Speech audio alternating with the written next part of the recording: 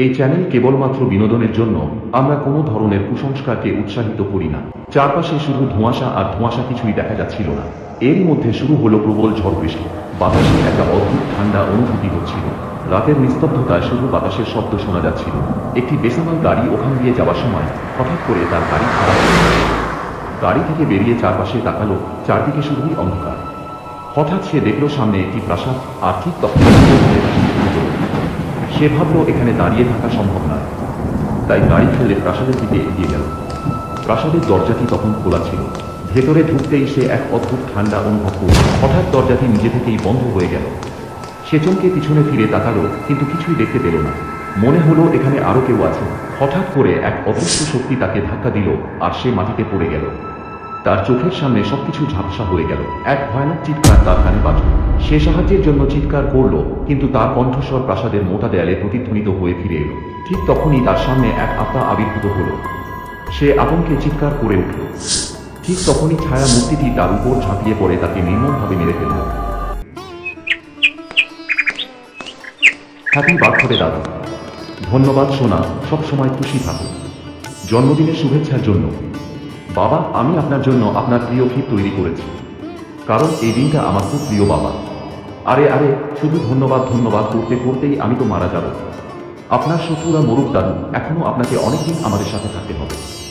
রামলালের জন্মদিন ছিল এবং তার পুরো পরিবার জন্মদিনের সেলিব্রেশনে ব্যস্ত ছিল। তার ছেলে রমেশ, মিনা, অমল এবং পুরো পরিবার তাকে খুব ভালোবাসত। দাদু, আজ আপনার জন্মদিনে আপনার জন্য একটি বিশাল সারপ্রাইজ আছে। সারপ্রাইজ? কিন্তু কি সারপ্রাইজ? সেটা বলবো না, চলুন গাড়িতে বসুন, সবকিছু জানবেন। সবাই খুব আনন্দিত ও উত্তেজিত ছিল। তারা গাড়িতে উঠে রওনা দিল। গাড়ি থেকে নেমে রামলাল যা দেখল তাতে সে হতবাক হয়ে গেল। সামনে সেই পুরনো হাভেলি, যেটা দেখে রামলালের চোখে জল এসে গেল। এটা তো আমাদের পুরনো হাভেলি, আমার পৈতৃক বাড়ি, যা আমাকে বাধ্য হয়ে বিক্রি করতে হয়েছিল। দাদু, আমি তোমার জন্মদিনের উপহার হিসেবে আবার এটি কিনে নিয়েছি। তুমি এই পুরানো হাভেলির জন্য এত টাকা খরচ করলে। পরিবারের সবাই খুব খুশি ছিল, কিন্তু প্রাসাদের ভেতরে লুকিয়ে থাকা ভয়ঙ্কর সত্য কেউ জানত না। রামলাল বলল, সব ঠিক আছে, কিন্তু এখানে থাকা নিরাপদ নয়, চলো ফিরে যাই। আরে দাদু, আমরা এখানে তোমার জন্মদিন উদযাপন করতে এসেছি। এই সপ্তাহান্তে আমরা এখানেই থাকব। না অমল, আমাকে ফিরে যেতে হবে। এখানে কিছু ঠিক লাগছে না, বললেন রামলাল। এখন আর কোনো কথা নয়, আমরা এখানেই থাকব। কোনো ভয় বা বিপদের কিছু নেই।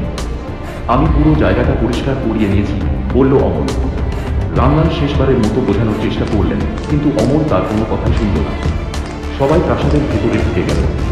কেউ জানত না যে এই জায়গার কিছু ভয়ানক ইতিহাস আছে। সবাই পার্টির প্রস্তুতিতে ব্যস্ত হয়ে পড়ল। প্রস্তুতি করতে করতে সন্ধ্যা হয়ে গেল।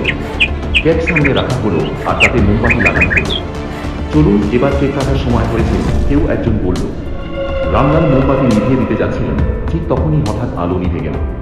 অমল মোবাইলের ফ্ল্যাশে জ্বালিয়ে লাইটের মেইন সুইচ দেখতে গেল। যখন সে সুইচ বোর্ডের কাছে পৌঁছালো, তখন হঠাৎ কোনো আওয়াজ শুনতে পেল। এই শব্দটা কোথা থেকে আসছে? অমল সেই এর শব্দ অনুসরণ করতে লাগলো এবং ধীরে ধীরে তার দিকেই এগোল। তার মনে হলো কেউ বা কিছু তার পিছু নিচ্ছে। অবশেষে সে সেই পুরনো বাড়ির পেছনের অংশে পৌঁছে গেল। ঠিক সেই মুহূর্তে কিছু একটা হঠাৎ করে অমলের ওপর ঝাঁপিয়ে পড়ল। অমল মেঝেতে পড়ে গেল এবং তার চিৎকার পুরো বাড়িতে প্রতিধ্বনিত হল। অমলের চিৎকার শুনে পরিবারের সবাই ছুটে এলো, কিন্তু তখন সেখানে কিছুই ছিল না। কিন্তু কিছু একটা অস্বাভাবিক ছিল। আমি আগেই বলেছিলাম এখানে কিছু ঠিক নেই। আমাদের তৎক্ষণাৎ এখান থেকে চলে যাওয়া উচিত। ভয়ের ছাপ সবার মুখে স্পষ্ট ছিল, কিন্তু শেষমেশ সবাইকে বোঝানো হলো যে তারা ফিরে গিয়ে জন্মদিন উদযাপন করবে।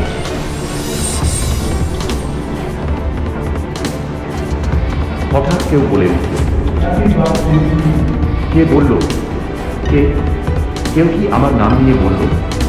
অমল বলল, না, বাবা বললেন, আমি তো শুধু তোমার নামই নিয়েছি। মিনা হাত ধোয়ার জন্য বাথরুমে গেল। যেই না সে কল খুলল, সঙ্গে সঙ্গে তা থেকে রক্ত পড়তে লাগলো। এই দৃশ্য দেখে সে আতঙ্কে পিছিয়ে গেল এবং সঙ্গে সঙ্গে কল বন্ধ করে দিল। কিন্তু তার চোখ হঠাৎ পার্থক্যের দিকে পড়ল, যা সম্পূর্ণ রক্তে ভরা ছিল। ভয় পেয়ে মিনা দৌড়ে বেরিয়ে এলো।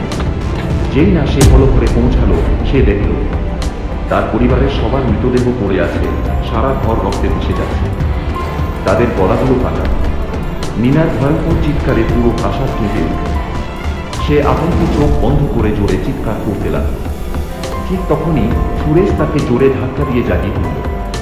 মিনা বিস্ময়ে দেখল সবাই ঠিকঠাক দাঁড়িয়ে আছে, একটু আঘাতপ্রাপ্ত নয়। মিনা, তুমি এত ভীত কেন? সে অবাক হয়ে বলল, কিন্তু আমি তো দেখলাম সবাই মরে গেছে। রমেশ হাসতে লাগলো, এটা তোমার কল্পনা ছিল, আমরা সবাই ঠিক আছি। মিনা স্বস্তির নিঃশ্বাস ফেলল, কিন্তু তার হৃদস্পন্দন তখনও দ্রুত চলছিল। ঠিক তখনই সে জানালার বাইরে এক ছায়ামূর্তি দেখতে পেল। সম্মোহিত হয়ে লীলা তার দিকে হাঁটতে লাগল। দরজা দিয়ে বেরিয়ে সেই ছায়ামূর্তির সামনে এসে পড়ল। খুব ভয় পেয়ে লীলা চিৎকার করে উঠল। তার চিৎকার শুনে দরজার দিকে পুরো পরিবার দৌড়ে গেল। আমাদের এখান থেকে তৎক্ষণাৎ বেরিয়ে যেতে হবে, এই জায়গাটি খুবই বিপজ্জনক। চলো তাড়াতাড়ি করো। সেই হাবেলি থেকে বের হওয়ার জন্য সবাই তাদের জিনিসপত্র গুছিয়ে নিতে লাগল। অমল খুব অপরাধবোধ অনুভব করছিল যে সে তার পরিবারকে এমন ভয়ঙ্কর জায়গায় নিয়ে এসেছে। তারা যখন বেরোতে যাবে, হঠাৎ ঝুমর নিজে থেকেই কিভাবে পড়ে গেল। অমল তার দাদুকে সরিয়ে নিয়ে বলল, তুমি ঠিক আছো তো দাদু? হ্যাঁ, আমি ঠিক আছি। এই প্রাসাদে নিজের থেকে কিছুই ঘটনা ঘটে, মনে হয় ভূত প্রেত আছে। সবাই আতঙ্কিত হয়ে বাইরে দৌড়ে যেতে লাগলো। অমল পেছন ফিরে দেখল, কিন্তু রমেশ তখনও একই জায়গায় দাঁড়িয়ে আছে। অমল বলল, কি হলো বাবা, তুমি ওখানে দাঁড়িয়ে কেন? তাড়াতাড়ি বাইরে এসো। হঠাৎ রমেশ মেয়েদের মতো এক ভয়ঙ্কর আওয়াজে বলল, রামলাল বলল, এ কি করছিস? তাড়াতাড়ি বাইরে আয়। সঙ্গে সঙ্গে রমেশের শরীরে থাকা সেই আত্মা বলল,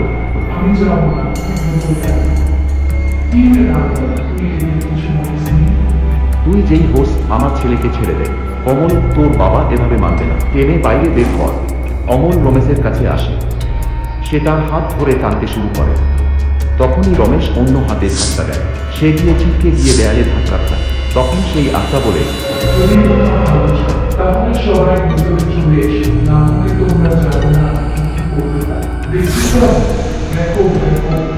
রমেশ টেবিলে পড়ে থাকা ছুরি তুলে নেয় আর নিজেকেই আঘাত করতে শুরু করে।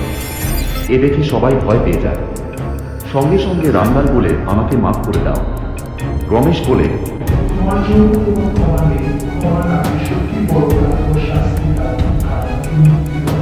দাঁড়াও, আমি সব বলছি।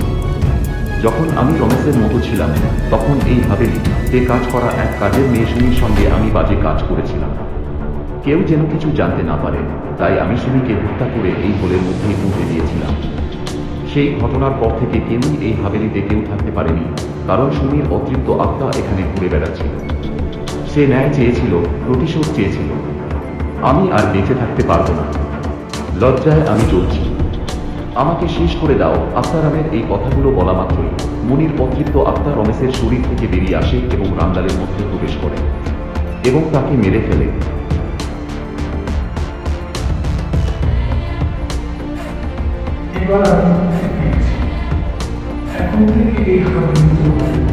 সুমির আত্মা চিরতরে মুক্তি পেয়েছিল, কিন্তু রামলালের মৃতদেহ সামনে পড়েছিল।